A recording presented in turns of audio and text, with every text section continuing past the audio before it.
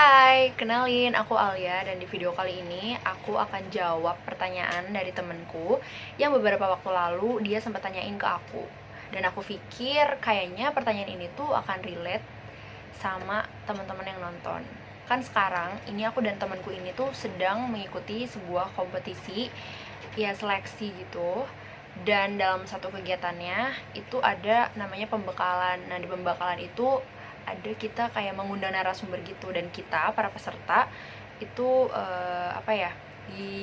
diharuskan untuk bertanya atau kayak menyimak gitulah dari si narasumber ini. Dan ya kebetulan waktu itu aku nanya, dan temanku di sampingku ini tuh nanya ke aku kayak gimana, inti pertanyaannya adalah kayak gimana caranya aku bisa nanya hal kayak gitu yang bahkan dia sama sekali nggak kepikiran buat nanya kayak gitu, dan gimana cara aku bisa berkomunikasi atau ngobrol atau jawab pertanyaan, ngomong sesuatu gitu tanpa ragu gitu, mungkin pede gitu ya, kayak gitu. Nah itu di situ aku bingung ya mau jawab apa, dan kayak apakah ini hal yang memang ada caranya gitu, aku mikir kayak gitu. Tapi dan aku juga menyadari bahwa beberapa waktu juga lalu pas aku semester, oh ya btw aku masih semester 6 sekarang, dan beberapa waktu lalu pas aku semester lupa juga, ada yang nanya juga ke aku gitu gimana caranya gitu.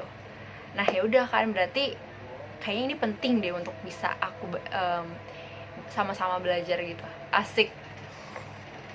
Jadi oke, kita disclaimer dulu kalau bertanya atau pertanyaan kritis itu adalah hal yang penting. Kenapa? Karena bukan hanya kita dapat jawaban gitu kan ya, karena jawaban tuh bisa kita cari tahu sendiri tanpa nanya gitu, mungkin bisa kayak gitu.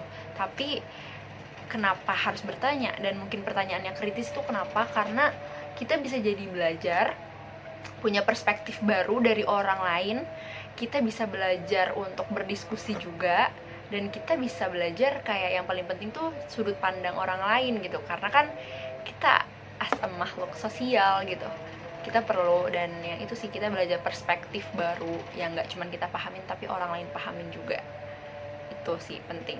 Nah terus setelah aku pikir-pikir gimana ya caranya gitu, dan setelah aku perhatiin, setelah aku kembangkan gitu ya, yang selama ini aku lakukan, yang pertama itu adalah isi diri kita, pikiran kita dengan pengetahuan.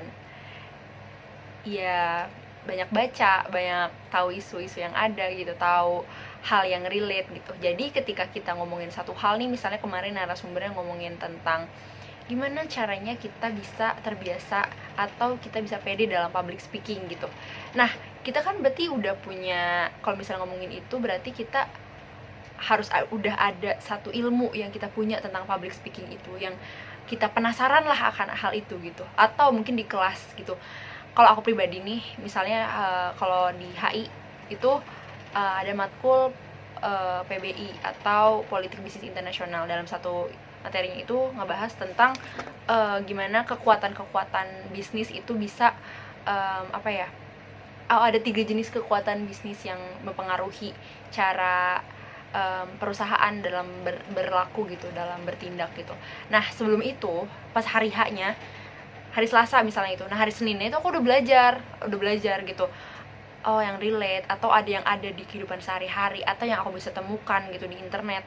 Nah besoknya aku jadi bisa tahu, oh iya ya, oh kemarin aku nggak nemu ini pas aku baca, setelah dosen aku jelasin, oh ternyata ada hal yang bisa aku tanyain gitu, ada hal yang bisa aku kritisi. Misalnya teman aku ada miskonsepsi dalam menjelaskannya, itu aku bisa tahu. Karena apa? Karena aku udah tahu ilmunya, aku udah baca, aku udah tahu gitu. Jadi itu satu, isi pikiran kita dengan ilmu pengetahuan gitu, kayak gitu sih. Jadi kita nggak pernah tahu akan ada hal apa yang bisa terjadi, dan kita bisa mengungkapkan isi kepala kita tuh saat kapan? Iya, saat dibutuhkan kita udah ada di kepala kita, karena isi kepala kita udah ada gitu. Jadi semua hal, isu-isu yang ada itu penting untuk kita baca gitu. Yang kedua, soal percaya diri. Mungkin percaya diri itu menurutku bisa dilatih ya gitu. Tapi kalau aku pribadi, dari kisah orang tua aku, yang cerita-cerita orang tua aku, aku gimana sih dulu pas kecil gitu. Jadi aku tuh orangnya sangat ekstrovert sekali gitu ya, kayak memang ekspresif anaknya gitu. Jadi dari dulu aku memang suka bertanya sama hal-hal yang nggak penting gitu. Di situ aku bisa jadi bisa baca gitu kan ya. Terus aku bisa nulis gitu. Itu karena berdatang dari diriku sendiri untuk penasaran akan sesuatu. Tapi makanya aku nanya, berani untuk nyanyi gitu pas aku TK dan sebagainya gitu.